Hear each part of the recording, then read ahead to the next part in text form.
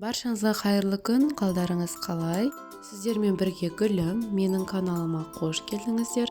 Бүгінгі видео рецепт осындай өте дәмді, өте керемет, құрамында өрік, апельсин және лимон қосылып жасалатын, қысқа мұздатқышта сақталып, барлығының сүйікті асына айналған өте керемет тосаптың рецептісін ұсынатын боламын. Міндетті түрде видеоны соңына дейін қараңыздар.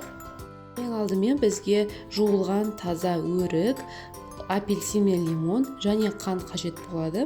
Барлық керекті ингредиенттердің құрамын видеоның астында описаниядан таба аласыздар. Бұл жерде менде 3 кг таза өрік. Бізге осындай үлкендеу таза ыдыс қажет болады. Ол ыдысқа өріктеріміздің барлығын сүйектерінен, яғни ішіндегі дәнектерінен босатып салатын боламыз. Өріктерімізді таңдаған кезде оның сапасына мән бергендеріңіз дұрыс. Өріктеріңіз тәтті, дәмді болса, сіздердің тосаптарыңызда өте дәмді, сондай тәтті болып шығады. Құрамына кететін қанттың мөлшері де аз қосылады. Өріктеріміздің барлығын сүйектерінен тазалап, дайындап қойдық. Енді осы дайын болған өріктерімізді алып, блендердің көмегімен жақсылап езіп, біркелкі тегіс масса болғанға дейін араластырамыз. Егер сіздерде блендер болмаса, үйдегі ет тартқышпен де өткізіп, барлығын тартып алсаңыздар болады. Бастысы бізде осындай біркелкі сұйық тегіс масса шығаруымыз қажет.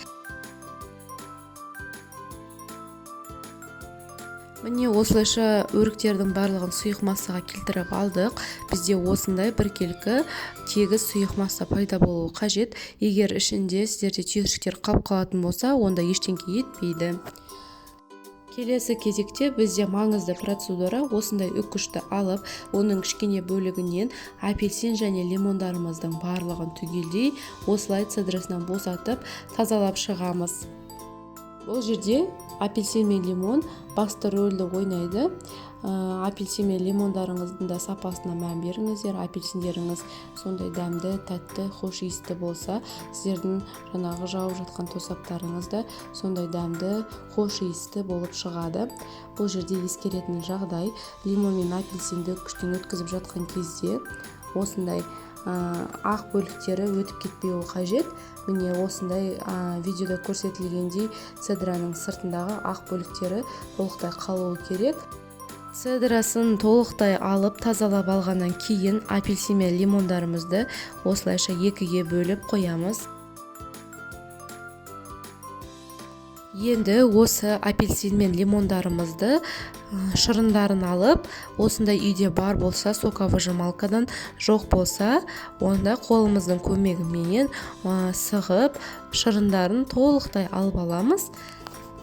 Ескеретін жағдай, сіздер апельсин мен лимондарыңызды цедрасынан босатып жатқан кезде жаңағы ақ қабаты түсіп кетпеуі қажет. Егер ақ қабатының бір бөлігі түсіп кететін болса, сіздердің тосаптарыңызда ащы дәм пайда болатын болады. Сол себептен тазалап жатқан кезде өте ұқыпты әрі мұқият болуларыңызды сұраймын. Ал біз лимон шырындарын толықтай шығарып алдық. Енді бағанағы тазалап қойған цедрамыздың барлығын алып, өріктің үстіне салатын боламыз. Салып алғаннан кейін жаңағы лимон және апельсин шырындарымыздың барлығын құйып, қасықтың көмегімен барлығын жақсылап түгелдей араластырып аламыз. Үйдің ішіндегі өте керемет иісті айтып жеткізу мүмкін емес. Өздеріңізде сезіп, иісін біліп тұрған шығарсыздар. Өте керемет болып шықты. Енді осы дайын болған массамыздың барлығына қажетті мөлшердегі қантымызды салып, тағы да барлығын қасықтың көмегімен араластырып аламыз. Бізде тосап дайын.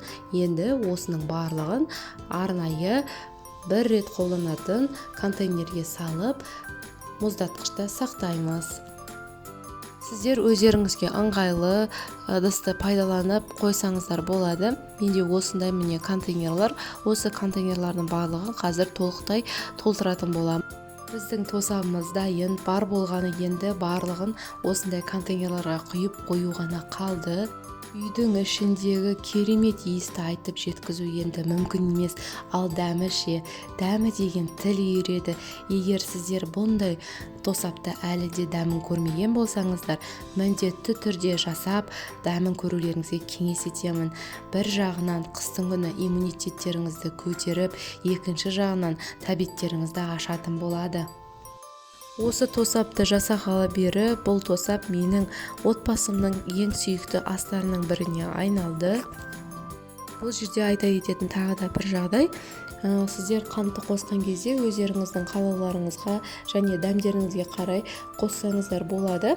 Мен бұл жерде 3 килограмм өрікке 1,800 грамм ғана қант қостым.